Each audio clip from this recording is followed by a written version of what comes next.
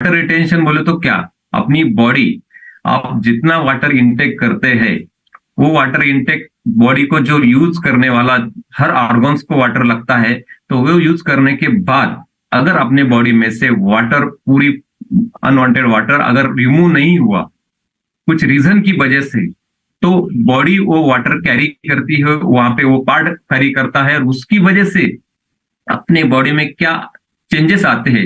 जैसे आपको यहाँ पे दिखाई दे रहा होगा, एक पैर में सूजन आई है, एक पैर में नॉर्मल दिख रहा है, बराबर। किसी का पैर सूजन आता है, किसी का हाथ, किसी का टो, अलग अलग है। हर अपने बॉडी ऑर्गन्स पे जहां पे भी, यहाँ पे अगर वाटर रिटेंशन का इश्यू चालू हो जाता है तो वो वहां पे सूजन आती है। घुटने में बहुत सारी सूजन रहती है। आप बहुत बार ऐसे सुना है कि मेरे माझ्या घुटण्यातून पाणी काढलं डॉक्टरनी, एवढं पाणी निघालं, ये ऐसी चीजें बोले तो वाटर वहां पे जमा हो जाता है, अपने सेल्स में जमा हो जाता है। और वो क्यों होता है, उसके लिए क्या करना है, उसके बारे में डिटेल्स में थोड़ा 10-20 मिनट का सेशन रहेगा, लेकिन आपको कुछ इंफॉर्मेशन देने का बहुत बढ़िया अच्छा तरह से ट्राई करूंगा। यस, तो water retention known as a edema, उसको ईडीमा भी बोलते हैं। ये एक स्वेलिंग है, एक प्रकार की अपने बॉडी में जब स्वेलिंग आती है कौन से भी बॉडी पार्ट में, तो वहां पे वाटर रिटेंशन हो जाता है। जैसे पैर बोला, अंकल्स बोला, फुट बोले, जहां पे फेस पे, किसी को गर्दन पे, अलग अलग चीजें हैं कि जहां पे आपको स्वेलिंग आती है, और स्वेलिंग आने के बाद वहां पे रिटेंशन, वाटर रिटेंशन का परसेंटेज बढ़ जाता है। तो क्या क्या रीजन हो सकते हैं वाटर रिटेंशन के? यस, तो इसमें सबसे बड़ा रीजन है कि आप अगर एक्सरसाइज बोले तो आपकी इनएक्टिविटी, आप बिल्कुल इनएक्टिव है, आपको लग रहा है कि मैं दिन भर कुछ नहीं, खा रहा हूँ सो रहा हूँ, खा रहा हूँ सो रहा हूँ, ऐसे अगर कंडीशन आपकी है तो आप इनएक्टिविटी अगर आपकी बढ़ जाती है तो आपका वाटर रिटेंशन का परसेंटेज बढ़ जाता है। दूसरा है कि हाई सोडियम लेवल, अगर अपने बॉडी में सोडियम का इंटेक ज्यादा हो गया, सोडियम का परसेंटेज अगर आप इंटेक ज्यादा कर रहे हो तो आपके बॉडी में वाटर रिटेंशन हो सकता है, बराबर। तीसरा है कि फूड इंटॉलरेंस। फूड इंटॉलरेंस बोले तो क्या, जो बॉडी को नहीं लग रहा है वो भी खा रहे, जो आ रहा वो खा रहे, जो सामने, तो इसके अलग अलग आप कुछ उसका क्या म्हणतात त्याला, मलइजा नहीं रखते, आपकी जो आ रहा वो खा रहा है, बराबर है। चौथा है कि हार्मोन्स, जैसा हार्मोन्स अगर इनबैलेंस होते हैं अपने बॉडी के, क्योंकि हार्मोन्स पे ही पूरी बॉडी चलती है, और हार्मोन इनबैलेंस बैलेंस हो जाते हैं तो आपके बॉडी में वाटर रिटेंशन का परसेंटेज बढ़ जाता है। पांचवा है कि प्रोटीन डिफिशियंसी, अगर आपके डेली इनटेक में अगर प्रोटीन सफिशिएंट मात्रा में नहीं लेते हैं तो भी आपको ये तकलीफ हो सकती है, बराबर है। Recording in progress. उसके बाद में आता है कि मेडिटेशन। अगर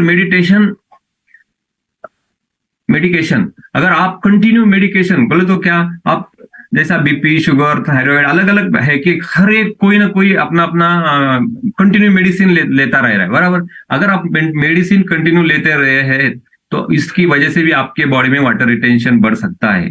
बाद में आता है कि सिम्टम्स ऑफ मेडिकल कंडीशन, अगर आपकी मेडिकल कंडीशन कंटिन्यू चलने के बाद अगर आपकी किडनी में, अपने हार्ट में अगर इसका एक हो जाता है तो वहां पे भी आपको वाटर रिटेंशन की, जैसा बोलते हैं ना कि सूजन आ गई, लिवर पे सूजन आना, किडनी पे सूजन आना, हार्ट पे सूजन आना, ये चीजें क्यों होती है, तो वहां पे भी वाटर रिटेंशन का परसेंटेज बढ़ जाता है, बराबर। तो ये सब कॉजेस है वाटर रिटेंशन बढ़ने के।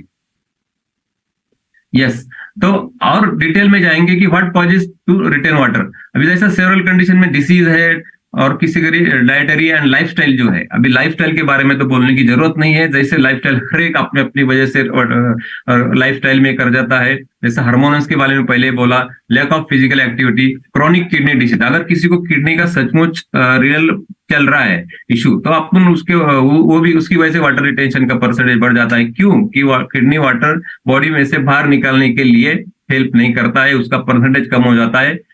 दूसरा आता है कि कॉन्जिक्यूटिव हार्ट फेलियर, अगर हार्ट फेलियर के बारे में अगर कॉन्जिक्यूटिव हो जाता है तो उसमें भी आपको प्रॉब्लम आती है, जैसा capillary leak syndrome, lymphatic dysfunction, obesity. अभी ओबेसिटी बहुत बड़ा ये है कि अगर आप ओवरवेट है, आप 5 किलो भी क्यों ना ओवरवेट है तो भी आपको प्रॉब्लम आता है, बराबर। वैसा ही कि माल न्यूट्रिशन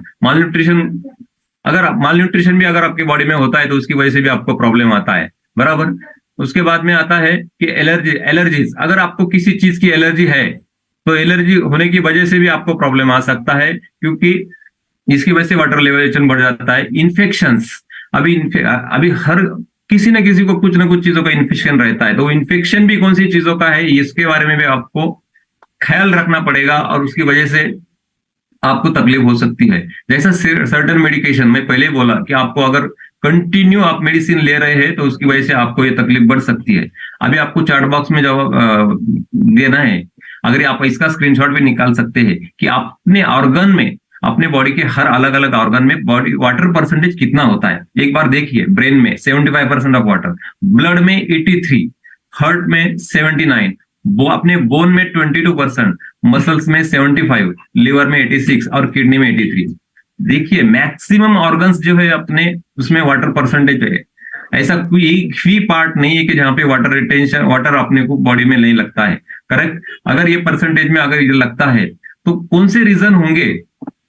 आप अगर वाटर लेते हैं, रोज पी रहे हैं, तो उसका क्या, क्यों पीना चाहिए वाटर, उसके कुछ रीजन है। सोल ब्लड के साथ साथ ऑक्सीजन की मात्रा जो है वो भी जानी चाहिए। अगर वो जाती है तो डिहाइड्रेशन, अगर अपनी बॉडी का डिहाइड्रेशन आपको नहीं होना चाहिए तो आपको वाटर इंटेक करेक्ट कंटिन्यू लेते रहना चाहिए।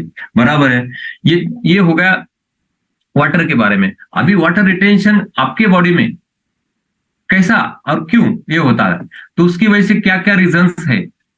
जैसे सबसे पहला रीजन मैं आपको पहले बोला कि सॉल्ट, सोडियम एंड क्लोराइड। अभी सॉल्ट जो है सोडियम एंड क्लोराइड से बनता है, बराबर। तो वो क्या करता है, अपने बॉडी में, अपने बॉडी के बैलेंस फ्लूइड को आउटसाइड निकालने के लिए हेल्प करता है। इसके लिए आपको क्या करना पड़ता है, जैसे अपन पैकिंग फूड खाते हैं, बहुत सारी चीज खाते हैं, तो वाटर रिटेंशन उसके बारे में कम हो जाता है और उसकी वजह से आपकी तकलीफें बढ़ जाती है। बराबर। जैसा 2 नंबर पे आता है मैग्नीशियम। अभी मैग्नीशियम क्या है, एक मिनरल है, बराबर। अगर मैग्नीशियम पर्याप्त मात्रा में अगर आप लेते हैं आपके बॉडी को, तो आपको जो वाटर रिटेंशन का जो इश्यू है वो आप कम कर सकते हैं। कैसा कम कर सकते हैं, जैसे आपके बॉडी को मैग्नीशियम जो है 250 मिलीग्राम की जरूरत है पर डे की, तो उसके हिसाब से अगर आप लेते हैं तो वो आपको हेल्प करता है आपके बॉडी में से बाहर निकालने के लिए और वाटर रिटेंशन मेंशन करने के लिए, क्योंकि उसके साथ उसके ऑक्साइड फॉर्म होते हैं और वो बॉडी में से बाहर निकल जाते हैं। जैसा अभी मैग्नीशियम कहाँ से मिलेगा, तो उसके nuts, whole grain, leaf grain, vegetables, जैसा आपको हर चीज बताई जाती है कि ग्रीन वेजिटेबल्स खाना है, ये खाना है, और बाद में अपने कुछ एडिशनल अपन अपना चाय नाश्ता लेते हैं तो उसकी वजह से भी अपना मैग्नीशियम परसेंटेज मेंटेन रहता है। बराबर। उसके बाद में आता है कि विटामिन B6। अभी B6 जो है ये क्या है, एक ऐसा है कि इसको जो नाम है पेरिडॉक्सिन, बराबर। ये विटामिन है और ये पेरिडॉक्सिन जो है वो वाटर सोलेबल है, क्योंकि वाटर अगर अपने बॉडी में पर्याप्त मात्रा में नहीं मिला तो वो उसका काम नहीं कर देता, वो उसके फंक्शनिंग में उसको प्रॉब्लम आ जाते हैं। और फिर वो क्या करता है, वो आपके ब्लड सेल्स में फॉर्मेशन का काम करता है, प्रोटीन का मेटाबॉलिज्म करता है, ब्रेन फंक्शनिंग करता है, और इम्यून हेल्थ जो है अगर वो आप पर्याप्त मात्रा में मिला तो इम्यून हेल्थ अपनी अच्छी रहती है। तो ये सब है, तो रेगुलेट्स अपने फ्लूइड बैलेंस और ये सब उसको रेगुलेट करता है, और बॉडी का रिड्यूस वाटर रिटेंशन, बॉडी में वाटर कम से कम मात्रा में जो अनवांटेड वाटर जमा होता है सेल में, उसको रिमूव करने का काम बहुत बढ़िया करता है। बाद में आता है कि पोटेशियम।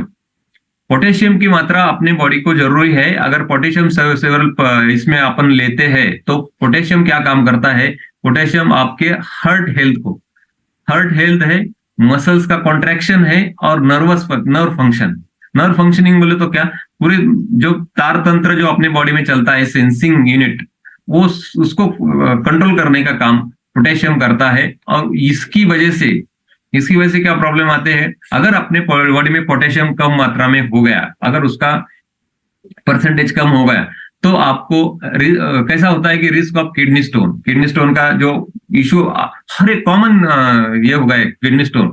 अगर किसी को किडनी स्टोन होगा तो अपन बोलते कितना MM का है, अपन डायरेक्ट साइज पे जाते 5 mm, 6 mm, 7 mm। लेकिन क्यों फॉर्म हो रहा है उसके बारे में अपन मालूमात नहीं रखते हैं, क्योंकि वो कॉमन हो गया है, वो सब ये हो गया है। जैसा बोन का टर्नओवर, यूरिनरी कैल्शियम एक्सट्रैक्शन, अगर कैल्शियम का एक्सट्रैक्शन अगर ठीक से नहीं हुआ तो उसकी वजह से भी प्रॉब्लम आते हैं। सॉल्ट सेंसिटिविटी, नमक जो बोलते हैं ना अपन, नमक ज्यादा खाने वाले को प्रॉब्लम आते हैं।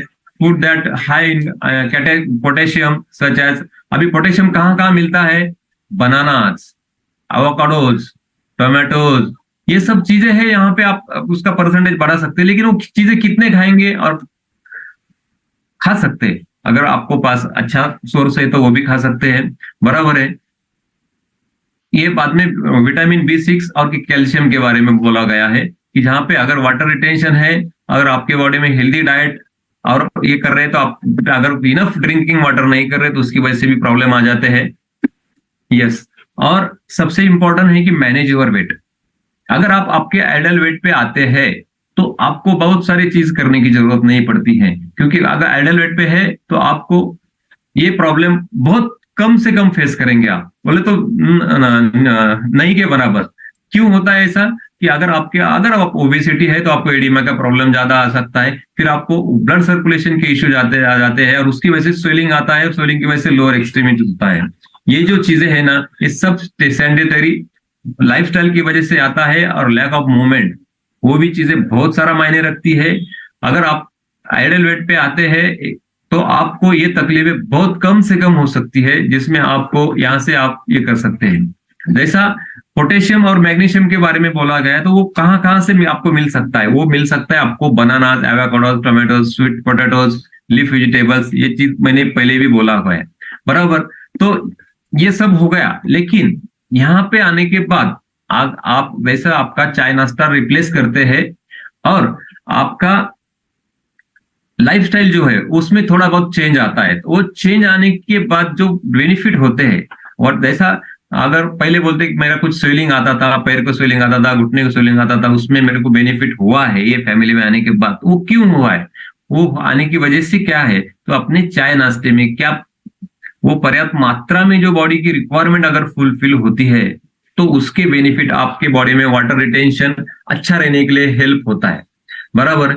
तो यहाँ पे आपका अपना चाय नाश्ता रिप्लेस करते हैं, उसके बाद कुछ एडिशनल भी ऐड करते हैं। तो एडिशनल क्या है, जो एडिशनल ऐड करते हैं उसमें है कि फार्मूला 2 अगर आप ऐड करते हैं अपने इसमें, तो उसमें विटामिन बी 6 है, जो 0.65 मिलीग्राम की मात्रा में आपके बॉडी को मिलता है। पोटेशियम जो है 33 मिलीग्राम वो अपने बॉडी में मिलता है। और जैसा सेल एक्टिवेटर है, सेल एक्टिवेटर भी अगर आप ऐड करते हैं तो उसके बेनिफिट भी बहुत बढ़िया है, क्योंकि सेल में से एंटीऑक्सीडेंट को रिमूव करने का काम वो बहुत बड़ा करता है। क्योंकि ऑक्सीडेशन जो प्रोसेस अपने बॉडी में होती है, अगर आपको किसी को याद है, मैंने ऑक्सीडेटिव स्ट्रेस पे पहले भी 2 सेशंस लिए हैं, तो वो बॉडी में अपने ऑक्सीडेटिव स्ट्रेस कैसा डेवलप होता है, तो वो डेवलप न होने के लिए सेल एक्टिवेटर बहुत बढ़िया काम करता है। बॉडी में से न लगने वाला, बॉडी को रिमूव करने वाला सब वो रिमूव कर देता है, जिसको अपन क्लींजिंग एक्टिविटी जो बोलते हैं, बराबर। सेलुलोज में भी आप magnesium 46 milligram and potassium 39 milligram आप ऐड कर सकते हैं। अगर आपने एडिशनल ये तीनों ऐड किए, तो उसकी वजह से आपका वाटर रिटेंशन बॉडी का अच्छा रहेगा, और उसकी वजह से आपको जो प्रॉब्लम है उसमें से आप राहत मिला सकते हैं। आप आइडल वेट कम करने के लिए भी हेल्प करता है, और बाकी चीजें के लिए बहुत सारा हेल्प करता है।